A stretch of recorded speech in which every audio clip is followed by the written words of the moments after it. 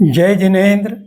हमने देखा कि राजा भोज के दरबार में 3 चमत्कारिक प्रसंग उपस्थित हुए।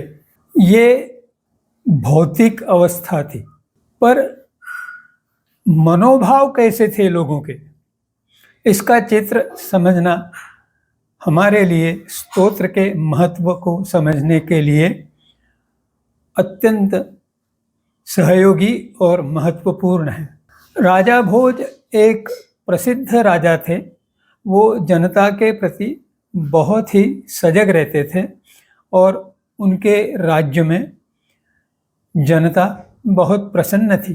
किसी को किसी प्रकार के दुख पीड़ा का सामना नहीं करना पड़ता था, क्योंकि किसी को कोई पीड़ा हुई तो वह दरबार में आकर अपनी पीड़ा का समाधान प्राप्त करके लौट जाता था। ऐसे राजा भोज के समभाव वृत्ति के होने पर भी उनके मंत्री गणों में कुछ लोग ऐसे थे जिनके भाव सद्भाव नहीं थे। उनके मन में भेदभाव का वास था और वह भेदभाव इस प्रकार था कि वे अन्य धर्मों के साधुओं के प्रति हृदय से तिरस्कार, घृणा और द्वेष करते थे।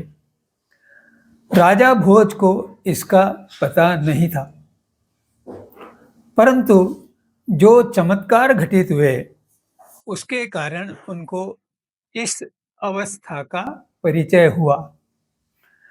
पहला चमत्कार पंडित मयूर ने किया था। उन्होंने एक स्त्री जिसे कुष्ठ रोग ने आवृत्त किया हुआ था, जिसकी शरीर की अवस्था स्थान स्थान पे जख्मों के कारण उनमें से पी बहने की स्थिति थी, वह निरंतर अपने अलग अलग घाव को खुजली के कारण सहलाए जा रही थी और उसकी आवाज में मर्मांतक पीड़ा थी। उस स्त्री को देखकर पंडित मयूर के मन में एक दया भाव, करुणा भाव जागृत हुआ। उनके मन में उस करुणा के भाव के कारण एक इच्छा उपस्थित हुई कि वे उस स्त्री को रोग मुक्त करे।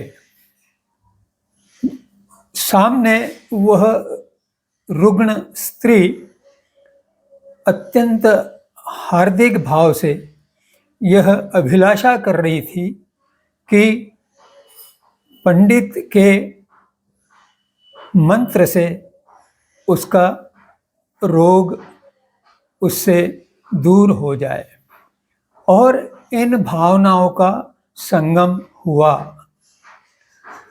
पंडित मयूर ने एक नया मंत्र या स्तोत्र की रचना की, जिसे वे सूर्य की आराधना में बोलने लगे। जैसे जैसे उनके एक एक श्लोक के आगे बढ़ना प्रारंभ हुआ, वैसे वैसे वातावरण शांत बनता गया। लोग उत्सुकता से स्थिति का अवलोकन करने लगे और सबके मन में भी यह अपेक्षा भाव जागृत हुआ कि क्या इस मंत्र द्वारा स्त्री रोग मुक्त हो जाएगी। इस सद्भाव के कारण कि इस स्त्री की पीड़ा को हरने वाला यह मंत्र यशस्वी हो, तब चमत्कार हुआ कि पंडित मयूर ने जब छठे श्लोक को पूर्ण किया तो स्त्री के शरीर से सारे रोग के सारे लक्षण मिट गए और उसकी प्रकृति स्वाभाविक हो गई तथा उसकी शरीर की त्वचा में कांति का उद्भव हुआ। अब यह देखकर महाकवि बाण के मन में अपनी प्रतिष्ठा को स्थिर करने का विचार उत्पन्न हुआ।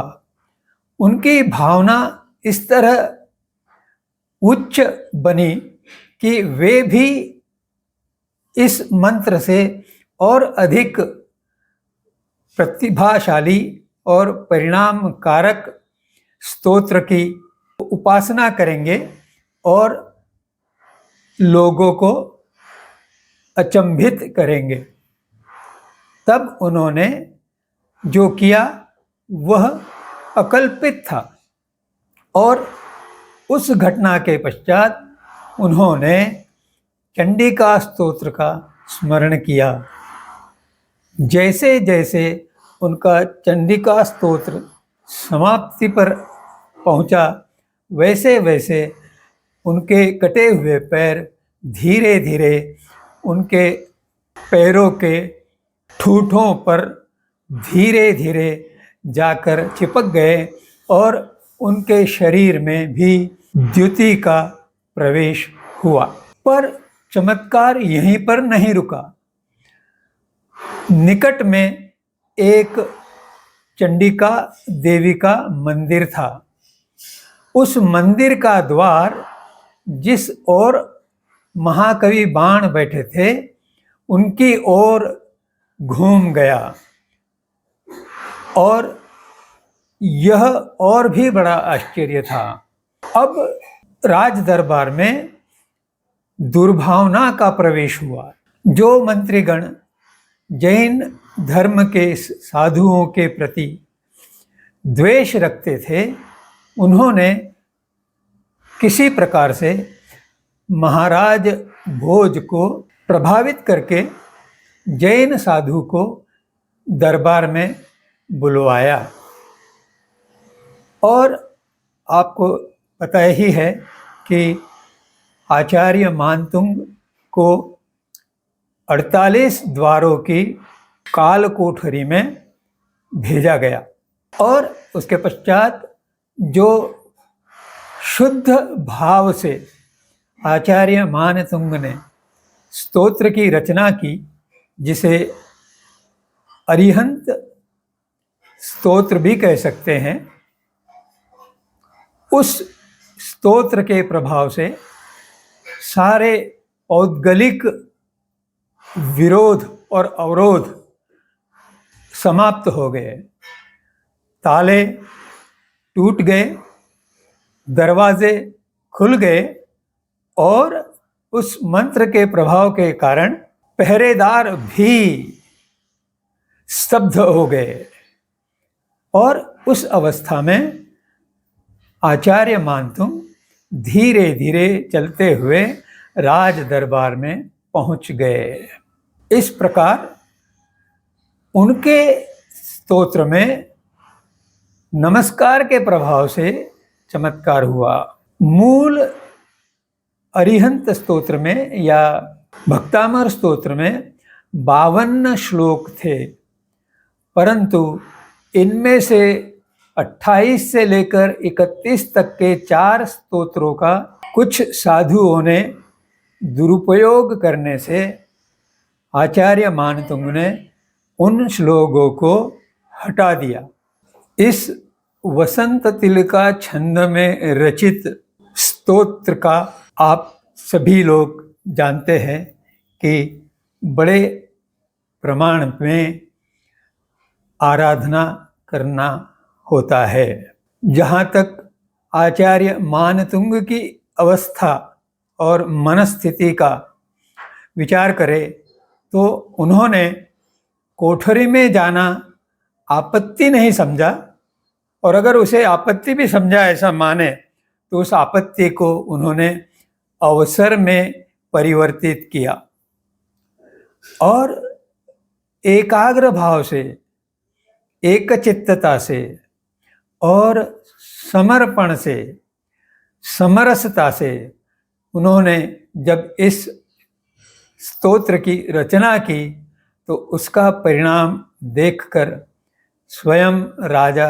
भोज को भी बहुत आश्चर्य हुआ और परिणामतः उन्होंने स्वयं ही जैन दर्शन का स्वीकार किया।